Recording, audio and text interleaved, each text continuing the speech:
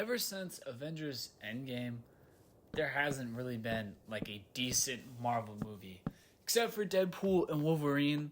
I'm not sure what happened, but each Marvel movie has gotten more forgettable and seems more like a spin-off and just a cash grab than ever. Like, I think probably since they switched to Disney and Disney bought them out, they've just switched up their content entirely because Marvel's just changed completely. I just think it's honestly kind of sad. They're just trying to replace like the movies that they had before and trying to recreate that style, but they're honestly just failing at it miserably. The like beginning of the Marvel movies were just so great, just straight bangers one after the next. And it wasn't even like happy endings and feel good endings either for most of the movies. Like the Age of Ultron, I mean, they had Quicksilver die when he was like the coolest superhero, and then they killed him off. And honestly, I was a huge Quicksilver fan the second he got on the screen. I would have loved to have his own movie, but they just killed him off way too soon. Along with the early Avengers movies, they all had a personal connection with each other. You could see that like on screen.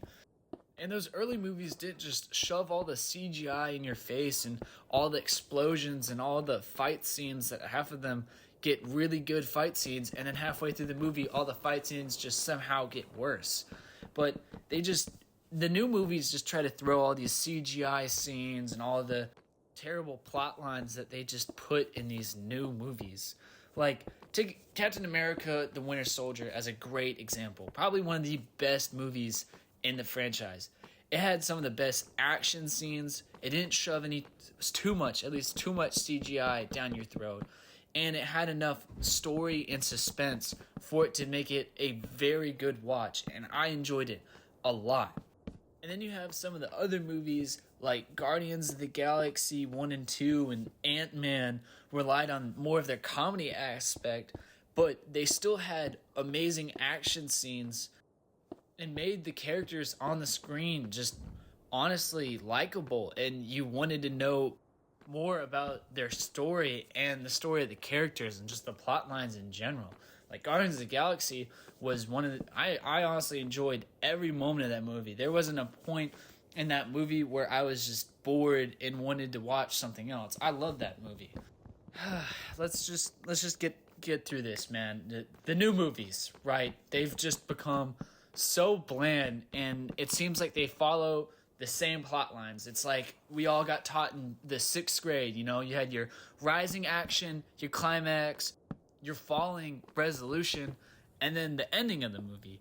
And it's like they took this graph, and that's the only thing they use to make these new movies.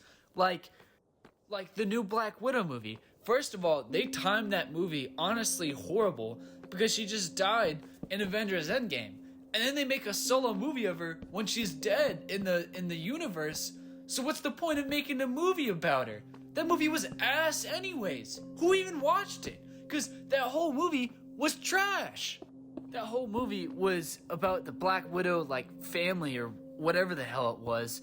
And it just felt like the easiest cash grab that Marvel could have come up with was some just trash movie that they could throw out, get some more funding up for the next shitty movie Marvel could produce. So for that movie, 0 out of 10. Now, this one honestly hurt to rate because I love the Thor movies. Like, Thor was amazing. Thor Ragnarok was amazing. No, we do not talk about Thor the Dark World. That movie, oh god. We're not even going to talk about that. What they did to Thor Love and Thunder really made me, I think it turned something in my like brain for Marvel, because all the Marvel movies just starting to piss me off now. And this one was probably the start of it.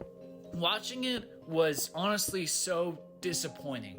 Like I couldn't stand the characters of it. Like the movie, it was supposed to be about like Thor, right? Or Love and Thunder because the little kid or whatever. But half the movie involved Jane, which I don't even know how Jane was even in it after Thor in the Dark World. I honestly don't even remember that movie. All I just remember is the Dark World was all about Jane, and I hated Jane ever since she's been on screen in the Thor movies because she just doesn't deserve screen time. And how much they put her in this movie really made me mad because she didn't need all that screen time. And the villain of this movie, like, all respects to Christian Bale. I love, he's a great actor, amazing actor. But oh my god, did that villain suck. He literally lost to an 8-year-old with a stuffed teddy bear. It was a teddy bear. And he was losing, and he beat Thor. But an 8-year-old with a stuffed teddy bear from fucking Build-A-Bear Workshop beat up a god of like death or whatever he was. And that just honestly made me so mad because that didn't make any sense.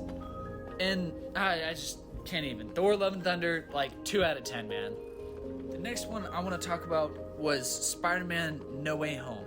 And it really wasn't that good. Like, yes, it brought back all the Spider-Man. Yes, Tobey Maguire and Andrew Garfield were on screen. Yes, it was awesome to see them again. Yes, it was cool to see Doc Ock and all the villains, and especially Green Goblin coming back on. I love William Dafoe, great actor.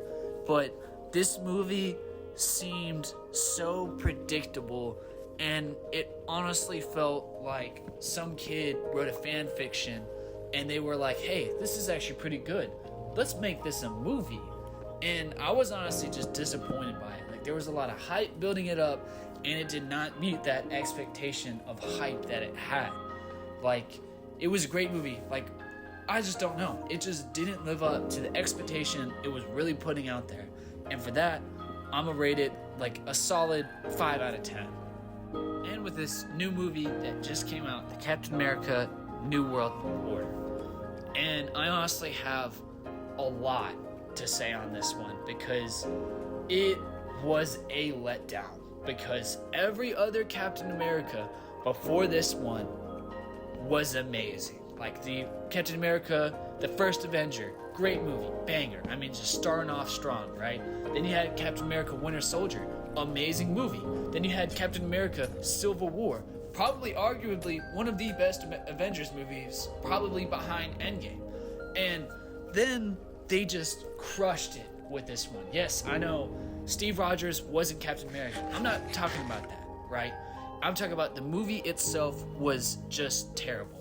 Because I love the Falcon, right? The Falcon's awesome. But maybe he shouldn't be Captain America because it just didn't make sense. It would have made more sense if Bucky had it, because Bucky had his whole life taken away and he was Captain America's sidekick. So wouldn't it make sense to make him the new Captain America? Yes, I know there was the Falcon and the Winter Soldier TV show with that random ass dude that becomes Captain America. That show was a whole nother ordeal. But it just would have made more sense if Bucky did it. Because Bucky was literally Captain America's sidekick. But they make Falcon in. You know, it's alright. You know, Falcon could be Captain America. Alright?